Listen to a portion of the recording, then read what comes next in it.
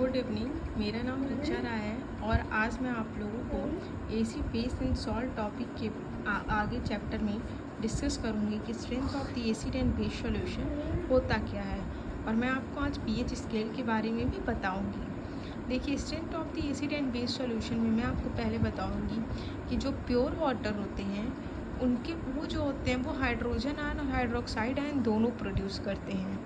Pure water जो होते हैं वो न्यूट्रल होते हैं, और प्योर वाटर और जो एसिडिक सॉल्यूशन होते हैं वो जो होते हैं वो हाइड्रोजन आयन ज़्यादा प्रोड्यूस करते हैं और हाइड्रोक्साइड आयन कम प्रोड्यूस करते हैं। वहीं बेस सॉल्यूशन जो होते हैं वो हाइड्रोक्साइड आयन ज़्यादा प्रोड्यूस करते हैं और हाइड्रोजन आयन कम प्रोड्यूस करते हैं। आइए देखते हैं कि पीएच स्केल है क्या।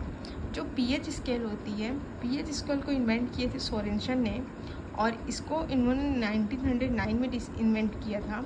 और पीएच में जो पी स्टैंड होता है, जो आपका पी है उसका मतलब पोटेंट होता है, और एच जो होता है वो कंसंट्रेशन ऑफ हाइड्रोजन आयन, यानी power of concentration of hydrogen ion के बारे में। तो देखिए, जो पीएच स्केल होती है वो आपकी वेरी करती है 0 to 14 के बीच में। और आपको सबसे बड़ी जानकारी ये है कि जो पीएच सॉल्यूशन होता है, किसी भी सॉल्यूशन का अगर हमें पीएच पता करना है तो वो इन्वर्सली प्रोपोर्शनल होता है कंसंट्रेशन ऑफ हाइड्रोजन आयन के, यानी जिसकी पीएच वैल्यू ज़्यादा होगी उसका हाइड्रोजन, उसमें concentration of hydrogen ion come produce होगा। आपको मैं आगे एक्सप्लेन करती हूँ इसको। देखिए, पहला न्यूट्रल में प्योर वाटर है जिसकी पीएच वैल्यू 7 होती है। एसिड्स में क्या होता है, एसिड की जो पीएच वैल्यू होती है वो लेस देन 7 होती है, यानी जितने भी 7 से कम होते हैं, 7 तो आपका न्यूट्रल है, 7 से जितने भी कम होंगे वो सब एसिडिक इन नेचर होंगे, जितकी भी पीएच वैल्यू 7 से कम होगी। अब उसमें भी स्ट्रॉन्ग एसिड, वीक एसिड के बारे में मैंने आपको बताया था। तो एक चीज़ ध्यान दीजिए, जो मैंने ऊपर आपको बताया कि pH of solution is inversely proportional to 1 upon concentration of hydrogen ion. मतलब क्या है कि एसिड्स जो होते हैं वो हाइड्रोजन आयन ज़्यादा प्रोड्यूस करते हैं, तो एसिड्स हाइड्रोजन आयन ज़्यादा प्रोड्यूस करेंगे।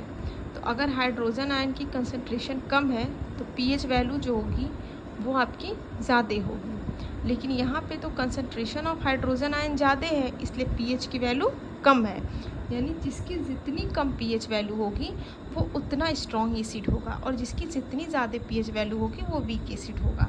जैसे 1, 2, 3 जो होते हैं ये स्ट्रॉन्ग एसिड होते हैं, जिसमें डाइल्यूट हाइड्रोक्लोरिक एसिड आता है, कंसनट्रेटेड एसिड आते हैं, ये सब आपके जो होते हैं ये आपके स्ट्रॉन्ग एसिड में आते हैं।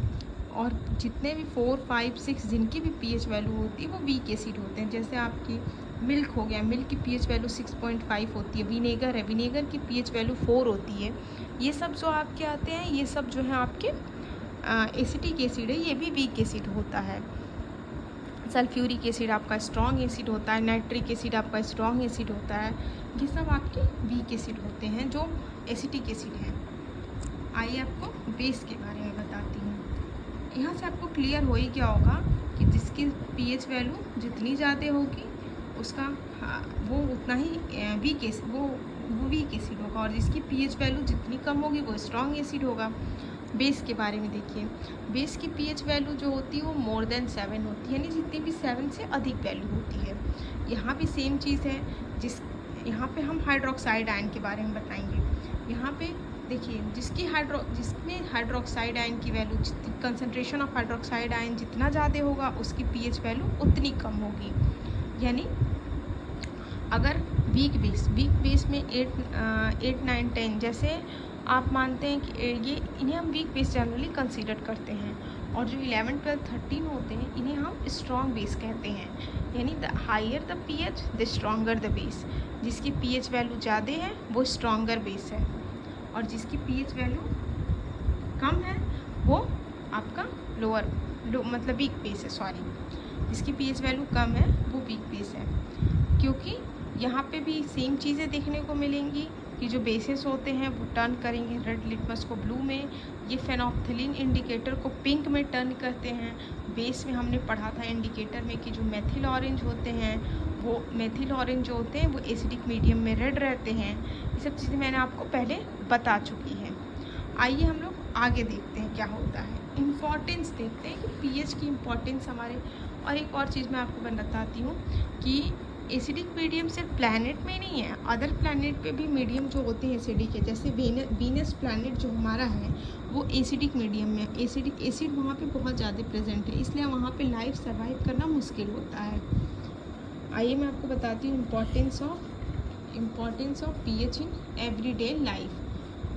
उससे पहले मैं आपको बताऊंगी कि यूनिवर्सल इंडिकेटर क्या होता है, जिसे मैं आपको बताती हूँ कि यूनिवर्सल इंडिकेटर होता क्या है।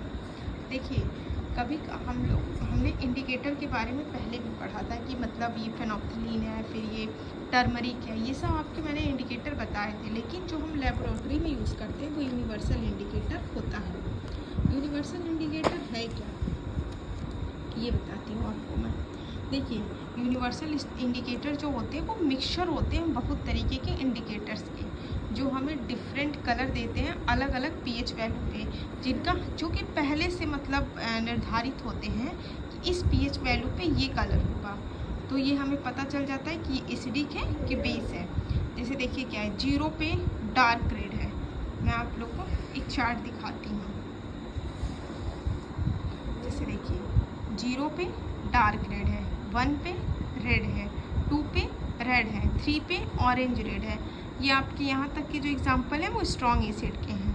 4 पे ऑरेंज है, 5 पे ऑरेंज येलो आएगा, 6 पे ग्रीनिश येलो आएगा, 7 ग्रीन वाटर पे है, 8 ग्रीनिश ब्लू है, 9th ब्लू है, 10th जो है नेवी ब्लू है, 11th जो है पर्पल आएगा, 12th में डार्क पर्पल, 13 में वॉयलेट है, 14 में वॉयलेट है।